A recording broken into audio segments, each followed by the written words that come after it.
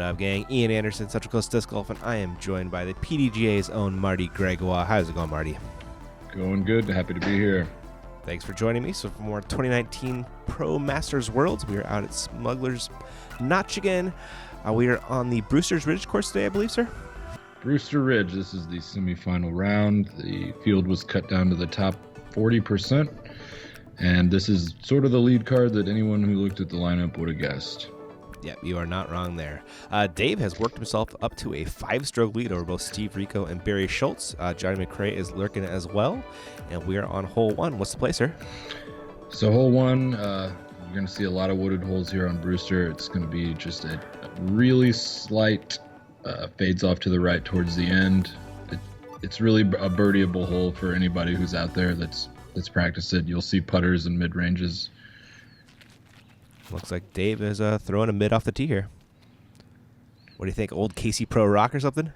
Maybe. I wonder. He can throw whatever he wants now, you know? Kind of crazy. Steve Rico up next. No idea what brand of disc this guy's throwing.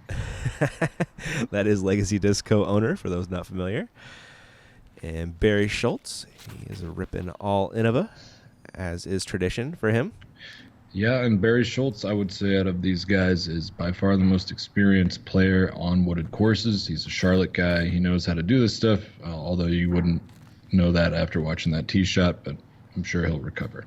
It did get through pretty well, though. So he still has a look for the birdie, which we're looking at right now. Johnny McCray with a nice drive as well, not to be overlooked. Oh, man, doesn't like that one at all. Yeah, he knew that was no good as soon as he let it go. Let's see if Steve Rico can make this one. Not quite. Steve Rico, easily one of the best putters on tour, Masters, or Open. It's just uncharacteristic miss for him. Easy birdie for Feldberg here. Yep, stretching that lead out. Another stroke, it looks like. Johnny McCray can try to make this race a little tighter, and he does nicely. It's been an interesting event up to this point. Dave has literally been in the lead. I mean, if you count round 1, he was the only one in the entire tournament to go bogey free on that first day, which had like steady 30-mile-an-hour wind and rain.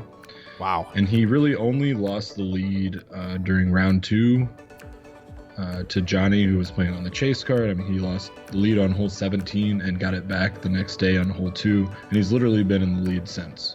Wow. Looking to go wire to wire. Let's see if he can pull it out. He just got a stroke there. That lead is now 6. He is doing work. We're looking at hole 2. What's the play, Matt? Don't go left or right into the woods. You're gonna see a lot of these. I think a lot of the play is really a nice little Anheuser sort of flex shot that'll get you back up in there for a look. I mean, it's 550 feet. Certainly not a hole that anybody's gonna park, and if they do, I'll be shocked. Yeah, it would take quite the line to get all the way there. Feldberg still has the box. Leaking a little left?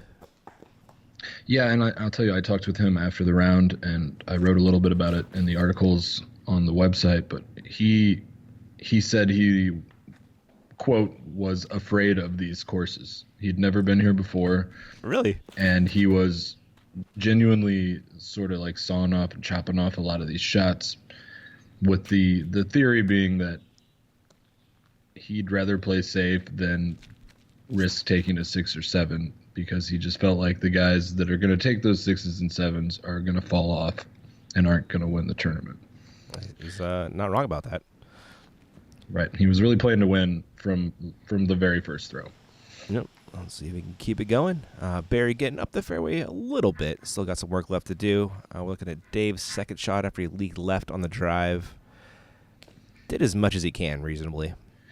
It's really hard to judge on video, but for as many trees as you're seeing, the lines are there. I mean, even if you don't land exactly where you want to go, the lines are there.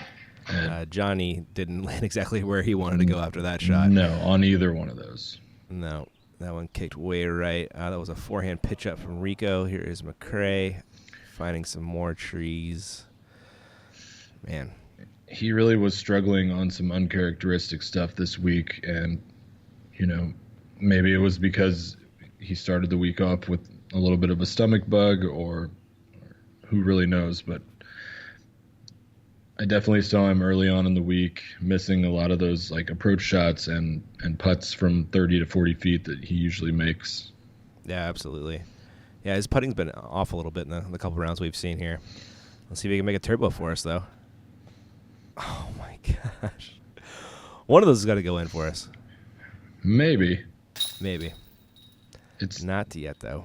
He's pretty much the only guy you'll see throwing those, and he's really, really good at it. He is. I'm still waiting for a big one on Central Coast. It'll happen, though. I got faith. I think last year for Masters Worlds, he made one on slow-mo. I think we called it a slurbo. I don't know how I feel about that word. Dave with a nice putt right there. Looks like he's saving his par. And Steve will be dropping that in after a beautiful upshot, but I believe this is also for par. Yes. Man, tough hole. We got two great shots on a really tightly wooded fairway. Very tough tough for the bird. The good news is there's 16 more very tough ones coming. Not wrong about that. Look at that brace from Steve, man. Getting all that energy into his spin. Really cool. Johnny dropping back a little bit with that double. Looks like Steve and Barry tied for second at 8, and Dave is sitting pretty with a 6-stroke lead going into hole 3. Hole 3, one of the shorter ones out here, 325 feet. Definitely one of those ones that if you're one of the guys playing, you want to pick up this birdie, and it's almost one that if you don't, you might be losing a stroke to some of the other guys down below you or even on the card. Yeah, this one is highly gettable.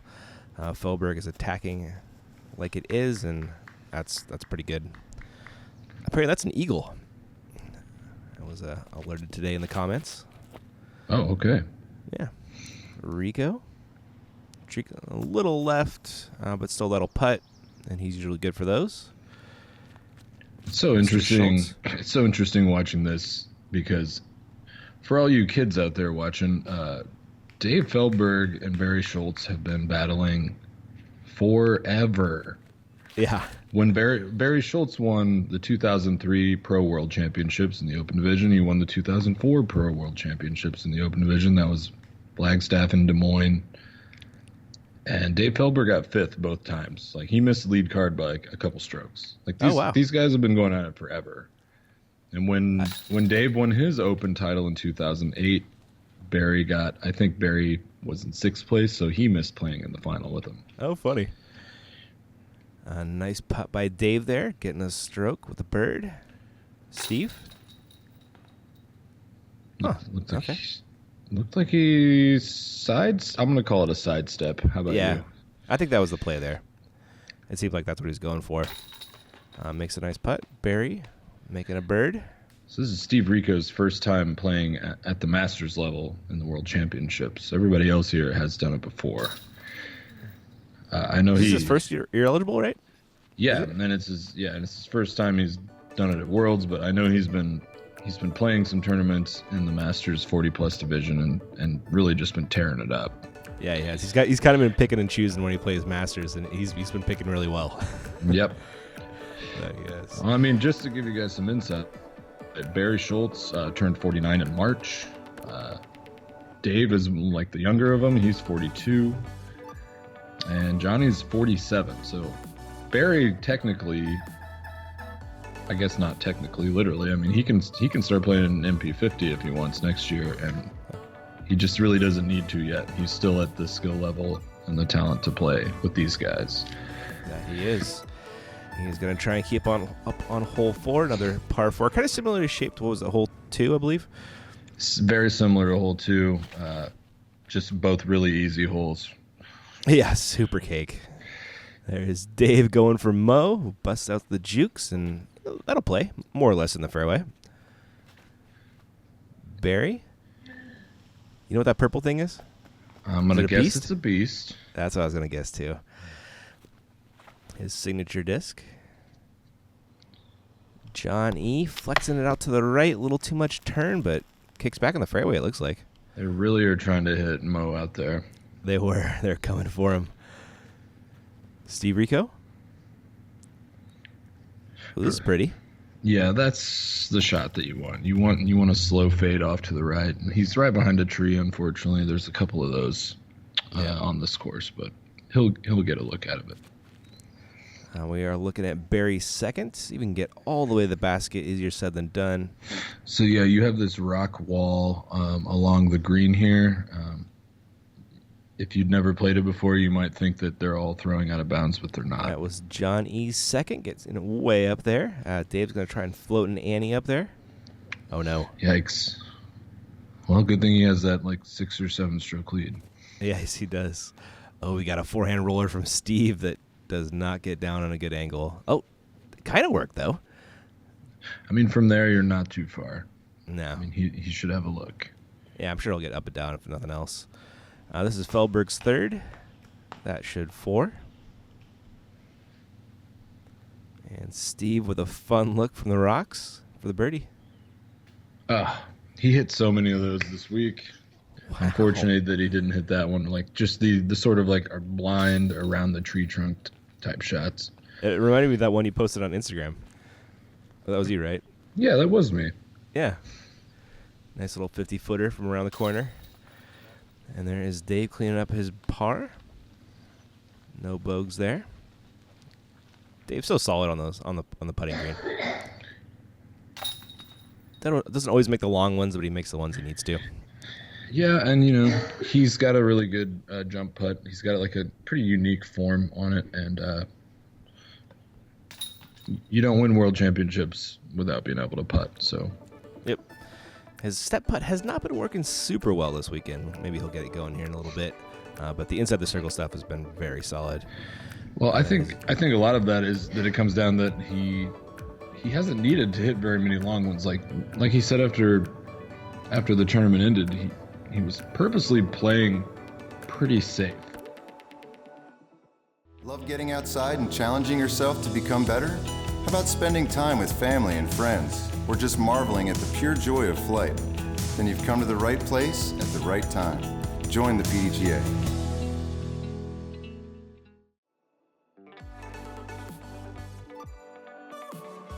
We are back to the action. A huge thanks to the PDGA for making all this coverage possible. You guys are awesome, man. Really appreciate it. Get to thank you in person this time. That's kind of fun.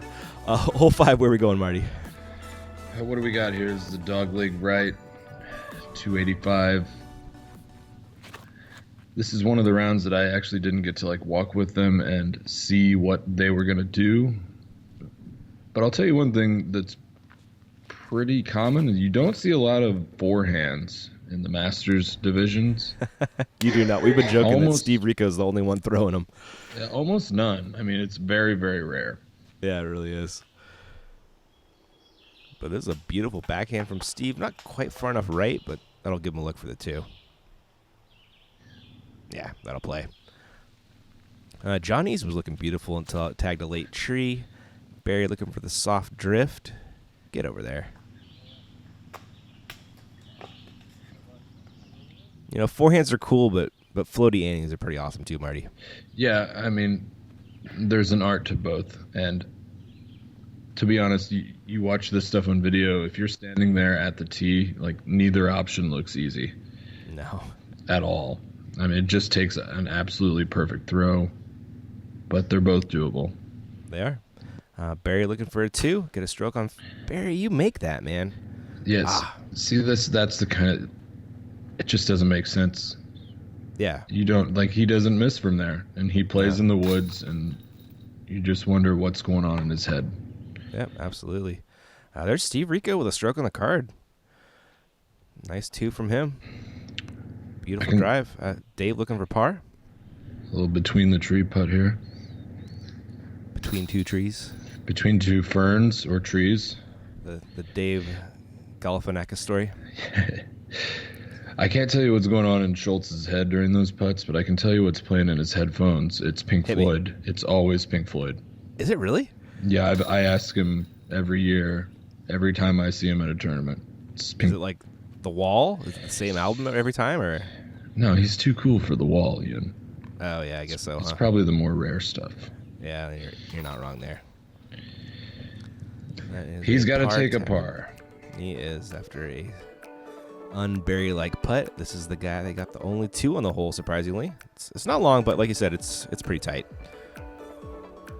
And there is the solo bird, getting him back into a tie for second place with Barry. Dave, he is still got 6-stroke lead. He is playing very well. We're looking at hole 6. Where we go, Marty?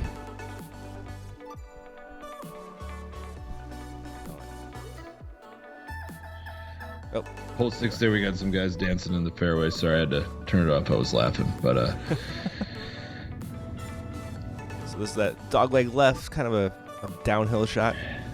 yeah, it's you want to try to get it out to the right and just kind of let it drop in. You're going to see like putters and mid-ranges at this level with this kind of power that those guys have. Wow, you can see how long that took to settle. That downhill green looks tough. It's one of those ones that if you're coming up to it for the first time, you got to throw several shots to really figure out how to get it to fade right where you need it to. It's very tricky. There's another hole like that later on the course. I feel like there's a couple holes like this on both courses where it's kind of a downhill hyzer. Yeah, and even on like the other course on like Fox Run, Fox Run 17, you're throwing this. Yeah. It looks like an easy, just downhill hyzer shot, and then you watch people throw these really tight lines, and you're like, oh, that's not going to be good. But those are the ones that end up being perfect. How did that get all the way through? Exactly. Did you see that? That's what I'm saying. What the heck? You watch people throw these lines, and you're like, there's no way this is going to work. But that's actually the line. Oh, there's Dave Stepper failing him again, unfortunately. Chance for Barry to get a stroke right here.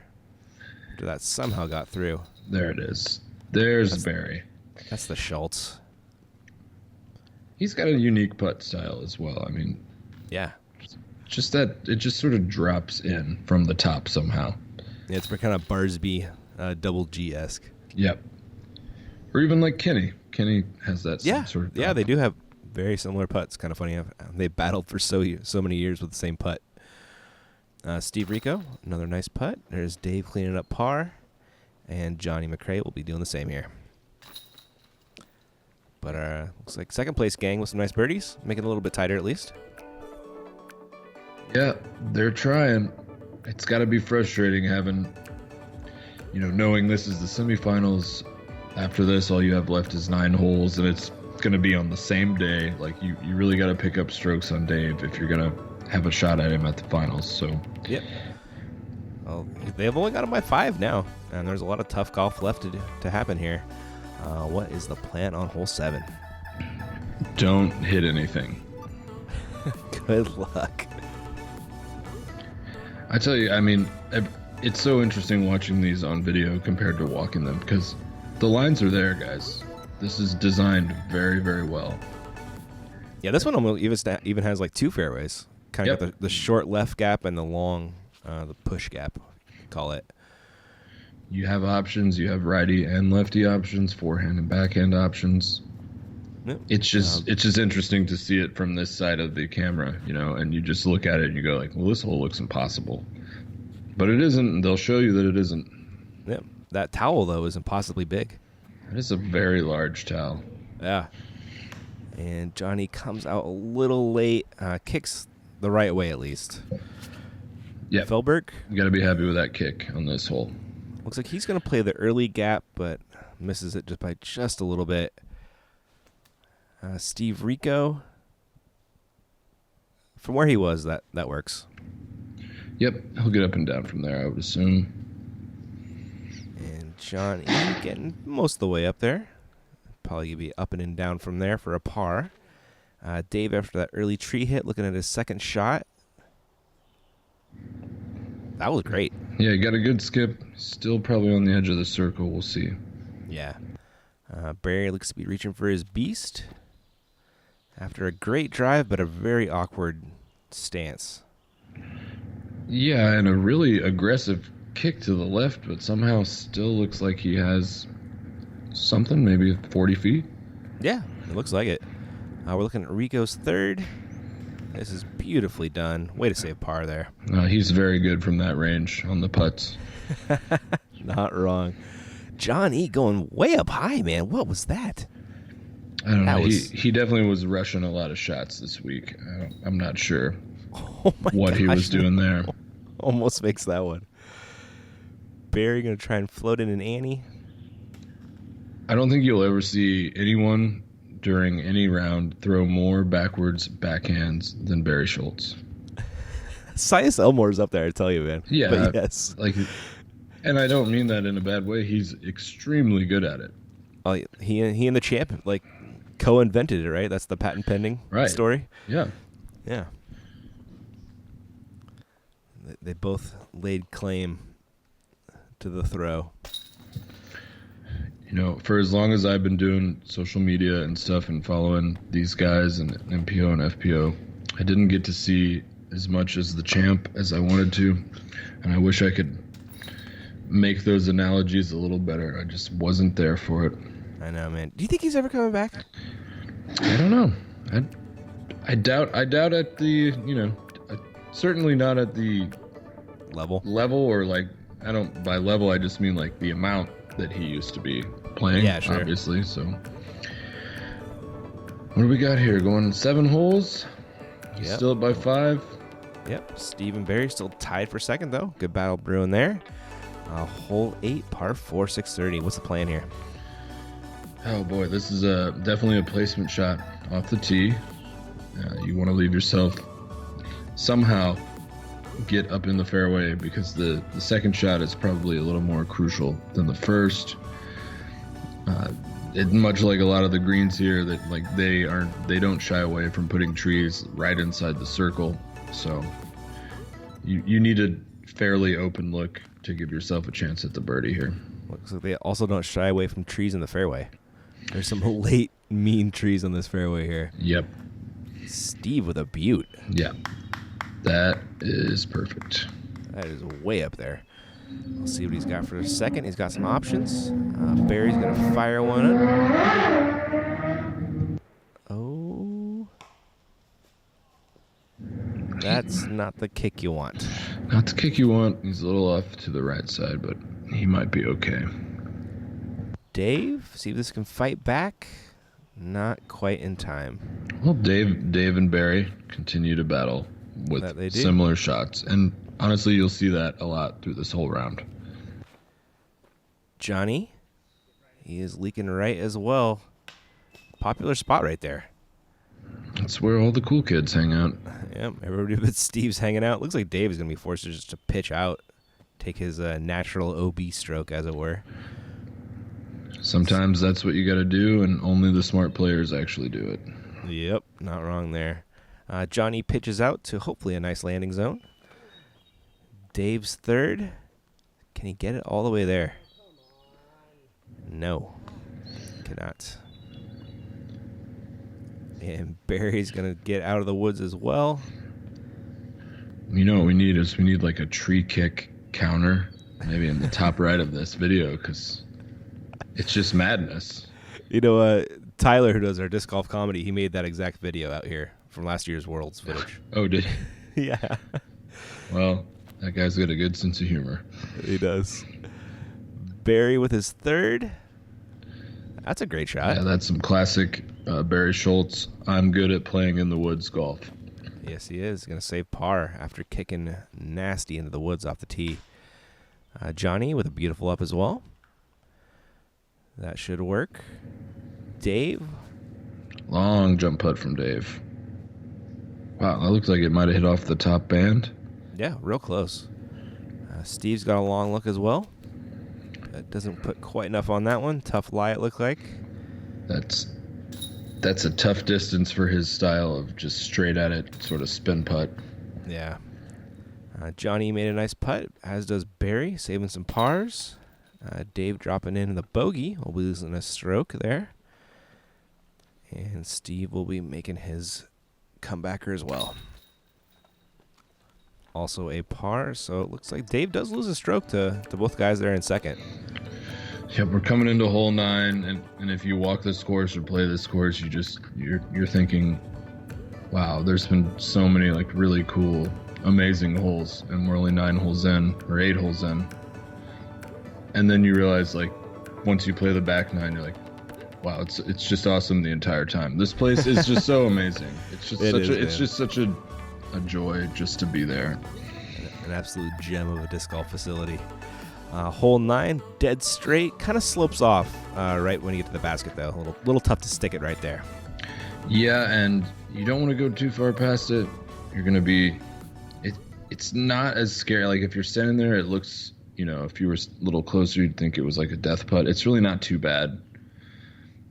And I'll tell you what, I'm pretty sure I'm actually on this hole somewhere in the background, so I'm now remembering what happened. So well, don't spoil it. I'm not going to spoil it. All right. That was Barry leaking left after Steve got super squeaky up the fairway. Oh, Barry ends up close to the circle. Johnny McCray and his towel. Oh, man. Yep, he just completely missed his line there. Just let go early. Feldberg looks like that eagle again. He missed his line as well, and ooh, that was a kick. They both either missed their line or they're going for some really weird inside between those two trees line, and I just don't believe that's a thing. Yeah. Maybe they're trying to flex it, maybe like turn it and didn't put the turn on it, possibly. I don't know. Whatever it was, it didn't quite work. The upshot did work from Dave, but it is not working from Johnny. Wow, he was way back there. He was buried. I mean, he got out. It's not wasting any time there. He is playing some frustration golf if I've ever seen it. Yeah, definitely. Steve, that is a drop-off, and he is playing smart golf, just lays up. Barry went long, though. Can run the comebacker. But unfortunately will not make it. So not a lot of movement here on this front nine. This is the time where you really need to pick up strokes on Dave if you're Barry or if you're anyone on the card. And not much happening with the scores. No, I think they shaved 1 stroke off his lead over 9 holes. Mm-hmm. Yeah. After a good par save from Dave on the 9th hole, we will check out our scores after some beautiful slow-mo of Steve Rico. Man, super explosive. Fun guy to watch. Just very, very pure on all aspects of his game. Totally agree. There is Dave's 4-stroke lead. We still got a tie for second. Johnny McCray is lurking. That's all we got for part 1. We'll catch you on part 2.